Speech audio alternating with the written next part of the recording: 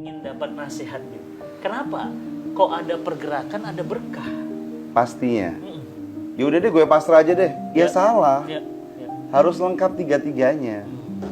Oke. Beb, kaitannya dengan jodoh biasanya. Aduh. Nah, ini pada galau tuh. Udah ikhtiar, Beb, tapi kok nggak dapat-dapat? Nah, itu Beb, pertanyaan mereka tuh.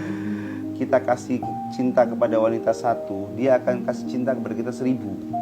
Kalau cantik 0, kalau kaya 0, kalau pinter 0. Makin banyak nolnya, makin bagus. Tapi kalau nggak ada satunya, nol zong. nol. Zong ya. Zong semuanya.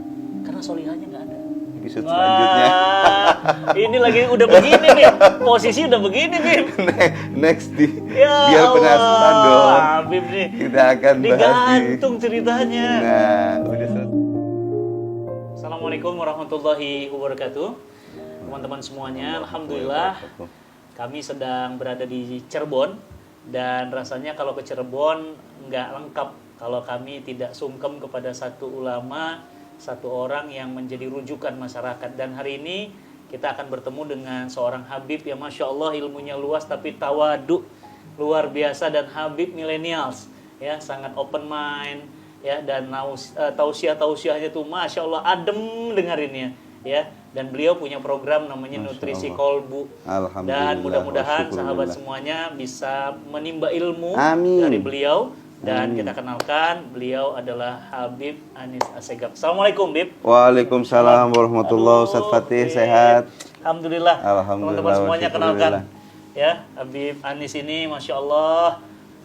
Di tempat ini, di Cirebon, rasanya kering, kerontang, gerah, panas kalau nggak ada beliau ya. Jadi tadi tuh anak ngisi bareng sama beliau, waduh gerah banget. Tapi begitu beliau masuk, adem banget. Sampai pas berdoa, anak ketiduran. Saking tenangnya hati. Anak bilang, ya Allah, doanya tuh simpel-simpel tapi netes gitu ya teman-teman semuanya ya. Nah, Bib, kita hari ini sambil berkunjung ke Nutrisi Kolbu yang baru nih, Masya Allah nih. Berkah banget Nutrisi Kolbu. Di dalam pergerakan ada keberkahan. Nah, kita pingin dapat nasihat, Bib. Kenapa? Kok ada pergerakan, ada berkah? Pastinya. Pastinya di dalam pergerakan ada keberkahan ya. Karena kita sebagai Bani Adam, anak cucu Nabi Allah Adam ini emang sunnatullah. Di dalam mendapatkan sesuatu, Allah Subhanahu wa Ta'ala menginginkan dari kita adanya ikhtiar. Ya, enggak. Kita tuh it's okay, Allah Ta'ala yang memang maha memberi rezeki. Allah Subhanahu wa Ta'ala yang memang maha memberi kesehatan, kenikmatan. Semuanya pasti. Enggak ada yang lain kecuali Allah. Setiap apa yang kita rasakan semuanya dari Allah. Insya Allah, makanan semuanya, semua pergerakan, hasil pergerakan. Nah, tapi Allah Subhanahu wa Ta'ala menginginkan dari kita, ayo. Jadi jalannya untuk menuju itu, yang ingin sehat, aku beri kesehatan, tapi ayo dong kamu jaga gitu loh. Ikhtiar ada. Saat kita mau mencari rezeki, ya ayo adakan pergerakan, jangan diem kemudian habis berarti kita nggak mungkin dapat dong kalau nggak gerak gitu loh. Allah SWT maha mampu untuk memberimu walaupun antum diem. Tapi ada peraturannya. Aturan mainnya gerak dikit dong. Ikhtiar gitu. Walaupun kita sebagai manusia yang sangat lemah, kita nggak boleh bersandar kepada ikhtiar kita. Menuhankan ikhtiar. Menuhankan ikhtiar, no. Yang ada kita adalah menuhankan Allah Subhanahu wa Ta'ala. Dan setiap orang yang menginginkan untuk mendapatkan sesuatu dan dia ada ikhtiar walaupun sebisa-bisanya dia, kemudian kekuatan doa yang dia kuatkan dan hasilnya dipasrahkan sama Allah, maka insya Allah hidupnya akan lebih tenang, lebih bahagia, dan dia akan mendapatkan apa yang dia dapat, apa yang dia akan dapat. Jadi kalau ada orang-orang itu ngomong gini, Ustadz, kalau pengen dapat sesuatu ya udah ikhtiar aja. Saya katakan salah. Ya udah doa aja kalau kayak gitu, ya salah. Ya udah deh gue pasrah aja deh, ya salah. Harus lengkap tiga-tiganya. Ikhtiar kita. Setelah itu kita doa sama Allah. Kalau perlu, kalau yang lebih afdal lagi kita doa dulu. Di awal. Kita doa dulu. Kita iya, pertama. karena setiap kali apa yang kita afwan lebih baik doa dulu ya. Kita sekarang mau apa nih? Punya cita-citanya nih. Kita mau punya cita-cita punya rumah. Kita doa sama Allah Ta'ala. Ya Allah pengen punya rumah. To the point aja deh. Sama Allah Subhanahu Wa Ta'ala. Ya Allah pengen punya rumah. Setelah itu adakan ikhtiar. Oke, kita ikhtiar. Berusaha, kita bekerja. Ini kita itu kita nabung dan lain sebagainya. Hasilnya pasrahkan sama Allah. Biar Allah yang menentukan. Dan hati tentram. Hati tentram. Karena setiap orang yang mengandalkan ikhtiarnya aja, saat dia gagal, dia akan jadi orang yang stres. Dan banyak orang yang seperti itu. Betul, Bib. Itu yang dialamin banyak teman-teman. Benar. Terutama, Bib, kaitannya dengan jodoh biasanya. Aduh. Nah, ini pada galau tuh. Udah ikhtiar, Bib, tapi kok nggak dapat-dapat? Nah, itu, Bib, pertanyaan mereka tuh, Bib. Yang mana nih? Yang laki apa yang perempuan? Yang lakinya atau yang perempuannya? Oke, kalau yang lakinya udah ikhtiar. Kok dia bukan jodohku, katanya gitu, Bib. Berarti salah ikhtiar.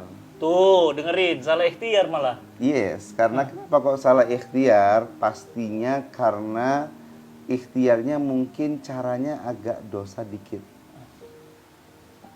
Agak dosa, dilumpuri dengan dosa. Kita kan hidup di zaman sekarang gimana sih, Beb, gitu loh. Mas yang ganteng-ganteng. Lebih baik kita fokus kepada apa yang kita cita-citakan. Udah dapet nih yang kita cita-citakan. Udah dapet yang kita cita-citakan. Misalnya nih, aku harus di tahun ini bisa ini misalnya. Kita fokus sama itu. Ketika kita udah dapet nih, jangankan perempuan yang model apa, insya Allah para wanita-wanita ini akan ngantri. Apalagi kalau kita baik orangnya. Udah sukses baik lagi. Siapa yang nggak mau? Jadi, seperti Ustadz Fatih Karim aja, tapi udah tutup ya Ustadz. Allah, masih terbuka kayaknya. Jadi kalau jomblo deh high quality jomblo tuh begitu ya. Yes. Jadi fokusnya di situ. Sehingga orang akan ngantri untuk kita. Kadang-kadang banyak kesalahan orang cari jodoh tapi dianya nggak dipikirin. Orang mau milih dia ya. Sebentar, aku mau pilih dia ini kenapa? Apa alasannya untuk aku nerima dia? Udah baik orangnya misalnya gitu ya. Udah sukses baik, wah hebat. Sukses baik lagi, Masya Allah. Dan yang kadang-kadang minta maaf Ustaz, yang anak-anak muda ini kadang-kadang agak salah dikit, dia di masa mudanya ngabisin waktu untuk cari pasangan. Oke. Tapi akhirnya dia menghilangkan mengabaikan apa yang harusnya dia dapat. Misalnya nih anak-anak ABG umur 17 tahun, udah hebat, udah deh saya mau jadi kreator video lah misalnya atau apalah. Dari situ kan dia cari perempuan nih. Umurmu belum untuk itu. Umurmu untuk study, untuk belajar. Dapat toh ilmu, kamu dapat ilmu kayak gitu loh. Sehingga apa yang akan kau sodorkan kepada calon mertuamu ini akan membanggakannya. Oh, di situ. Nah kalau akhwat, Bik. Kalau akhwat itu memang mayoritasnya justru akhwat. Betul. Kalau akhwat sebabnya mereka menunggu ya kan. Lebih fokus kepada memperbaiki diri. Bukan mempercantik diri. Memperbaiki dengan mempercantik beda. Beda. Memperbaiki diri cantiknya ngikut.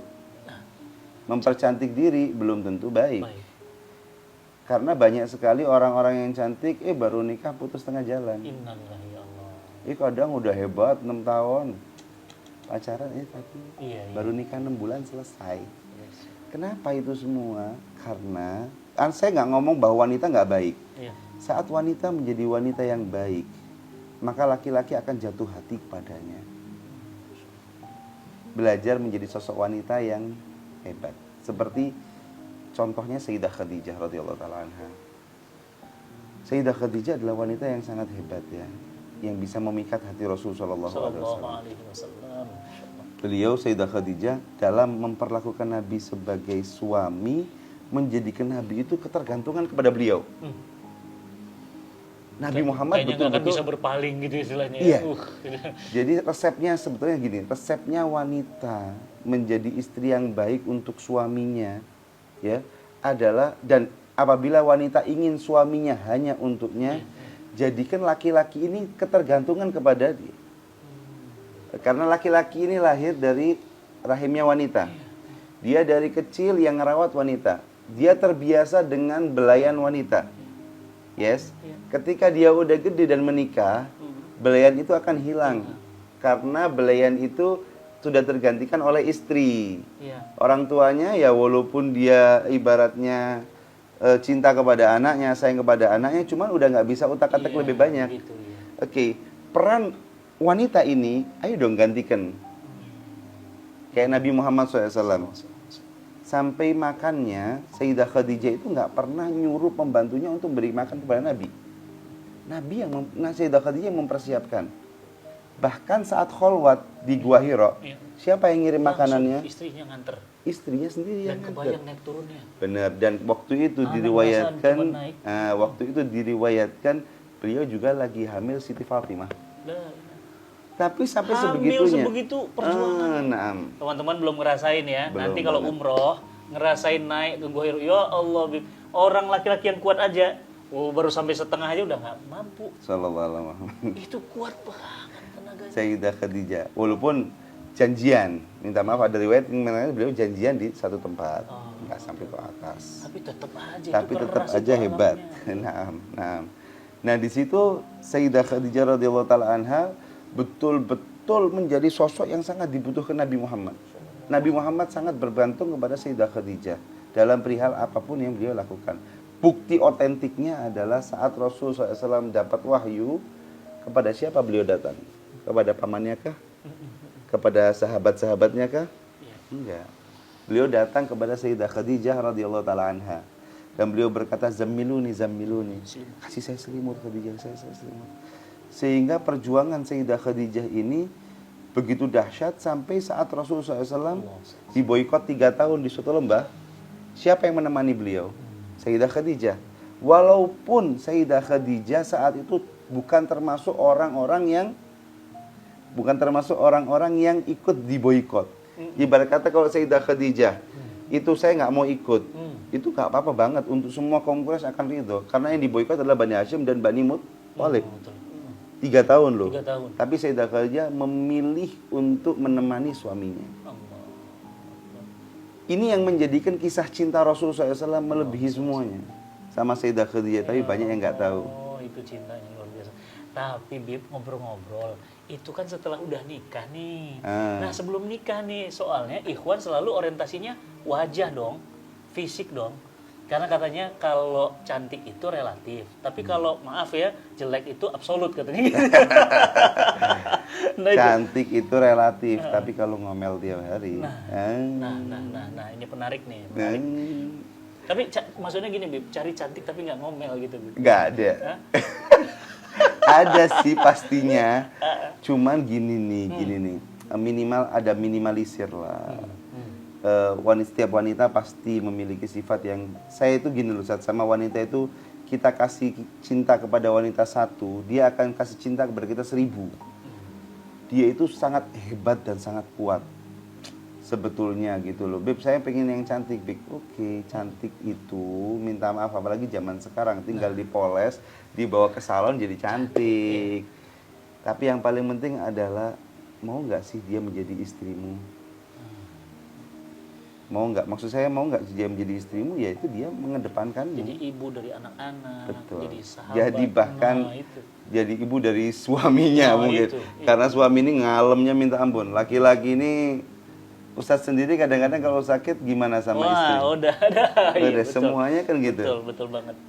Jadi itulah sebetulnya lebih ke arah cari yang cantik boleh, tapi yang cantik akhlaknya lebih baik. Nah, garis bawahi, ingat, cantik akhlaknya.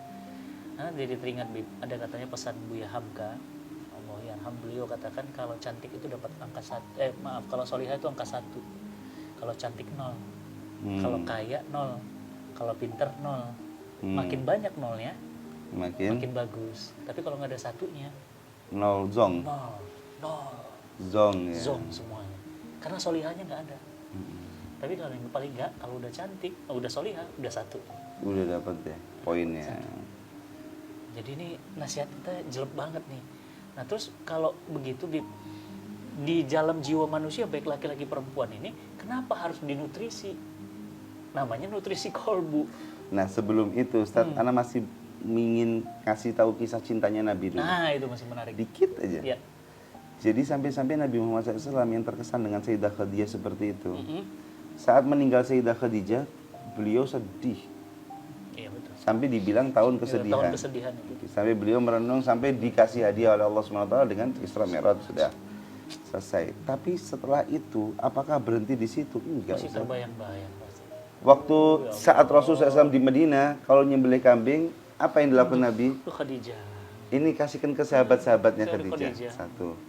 Rasul, adiknya Sayyidah Khadijah pernah datang ke rumah, apa yang itu kan? Suaranya Sayyidah Khadijah kedengeran. Apa kok Khadijah? Teringat terus, nggak bisa move on Nabi Muhammad SAW dari Sayyidah Khadijah. Nggak bisa move on dari Sayyidah Khadijah sampai pernah Rasul Sayyidah Aisyah beliau berkata cemburu. Kenapa sih? Bukankah Allah Ta'ala sudah menggantikanmu dengan yang lebih baik daripada Khadijah? Rasulullah SAW sampai sumpah, wallahi ma'abdalani Allahu khairun minha. Demi Allah, Allah Ta'ala masih belum menggantikanku yang lebih baik daripada Khadijah. Di situ sampai merah diriwayatkan mukanya Nabi Muhammad SAW. Saking dahsyatnya cintanya Sayyidah Rasulullah SAW sama Sayyidah Khadijah. Ada kisah menarik sedikit. Tak tergantikan. Sayyidah Aisyah pernah sumbar, tahu sumbar ya? Guyon, bercanda tapi agak ngedepankan dirinya. Kata beliau, tidak ada yang perawan istrinya Nabi Muhammad kecuali saya. Iya, begitu. Iya kan? Oh, ngomong di depan Sayyidah Fatimah. Sayyidah Fatimah kecil hatinya kan? Emaknya dibilang dapatnya janda. Di situ subhanallah beliau pulang ke Nabi Muhammad SAW. Kok murung wajahnya, kenapa? Iya, Sayyidah Aisyah barusan ngomong, kalau nggak ada yang perawan kecuali saya, istrinya Nabi Muhammad SAW itu. Apa kata Rasulullah SAW? Saking cintanya sama Sayyidah Khadijah, katakan kepada Aisyah bahwa belum ada yang ngambil perjakanya saya kecuali Khadijah. Yang dapat perjakanya saya cuma Khadijah. Jadi boleh saja perawan, tapi perjakanya tetap punya Khadijah. Sampai seperti itu. Datang ke Sayyidah Aisyah. Tapi ingat wahai Aisyah, yang dapat perjakanya ayahku adalah ibuku. Katanya Sayyidah Aisyah, ini bukan jawabanmu, ini pasti jawaban dari Nabi Muhammad SAW. Sampai sebegitunya Rasulullah. Nah, itu kisah cinta Nabi Muhammad. Ini sekelumit, banyak kisah cintanya beliau dengan istrinya yang tercinta Sayyidah Khadijah. Yang perlu dipelajari oleh para jomblo-jomblo dan orang-orang yang sudah menikah untuk menjadikan keluarganya sakinah mawaddah warahmah. Ini baru ke perlakuan Sayyidah Khadijah kepada Nabi. Nabi kepada Khadijah pun ada next di episode selanjutnya. Ini lagi udah begini nih, posisi udah begini nih. Next di biar penasaran dong. Habib nih. Kita akan bahas digantung ceritanya. Nah, udah selesai ya di situ ya. Berarti bener nih. Kita akan harus bahas. follow Instagramnya ya, teman-teman semuanya, dan Masya Allah. Ini menarik sekali tuh kisah-kisah begitu, kisah cinta. Teman-teman suka daripada kisah cinta drakor yang begitu-gitu. Baper-baper dan karuan. Saya kadang-kadang bingung gitu sama pemuda-pemudi ini, Masya Allah Salam Muhammad. Beliau-beliau ini berkiblatkan cintanya kepada yang non-muslim atau padahal yang muslim juga ada. Dan itu suri toladan kita, Nabi Muhammad SAW. Romantis loh Nabi. Romantis banget itu. Mau tahu nggak ceritanya romantis Nabi? Dikit, Bib. Dikit boleh ya? Iya, boleh. Jadi gini, pernah Sayyidah Aisyah dalam rumahnya. Ini kan dari tadi Sayyidah Aisyah kan seakan-akan itu ya. Jadi aku lagi naikin Sayyidah Aisyah nih sekarang nih. Jadi Sayyidah Aisyah radhiyallahu taala anha pernah lagi minum, lagi di rumahnya, lagi duduk, lagi minum. Cuman posisi beliau minta maaf lagi dapat. Namanya wanita kalau dapat kan rada sensitif gitu kan. Pas lagi minum, Sayyidah Aisyah minum, ditaruh gelasnya kan, diambil sama Rasulullah SAW. Dilihatin nih gelas sama Nabi. Sayyidah Aisyah mulai sensitif. Ngomonglah beliau, ya Rasulullah kenapa? Jijikkah sama bekasku? Jorok kah? Gitu loh, kok tidak mau? Enggak wahai Aisyah, kata beliau. Saya ini lagi cari bekas bibirmu, kau tempelkan di gelas ini yang mana gitu loh. Saya pingin minum di bekas di mana bibirmu kau tempelkan di situ. Rekitiu banget, so sweet. Masya Allah. Rasul SAW. Nabi kita tercinta ya. Ya Jadi Rob, seorang panglima perang yang gagah perkasa, pimpinan negara yang hebat, tapi romantisnya kelas langit. Romantisnya kelas langit, udah nggak bisa dikalahin. Ya Allah. Udah nggak bisa dikalahin. Sallallahu alaihi wasallam Muhammad. Sallallahu alaihi wasallam Muhammad. Jadi rindu sama bagindanya, teman-teman semuanya. Insya Allah. Alhamdulillah, mudah-mudahan di pertemuan selanjutnya kita akan bahas ini banyak harus hal. nih. Tapi kayaknya ini harus dilanjut di kajian-kajian Zoom live kayaknya ya teman-teman Boleh, ya, atau live boleh. YouTube ya, kayaknya harus ini. Boleh, tinggal tentuin aja. Masya Allah, siap ya, Nah. pantau ya. Nah, ini mau ngobrol-ngobrol tentang nutrisi Nutrisi kolbu. Dari kolbu. tadi soalnya Habib ngajak saya keliling tadi, lihat nutrisi kolbu. Iya sih, kolbu harus ada makanan, tapi kenapa itu yang dipilih? Yes, jadi gini.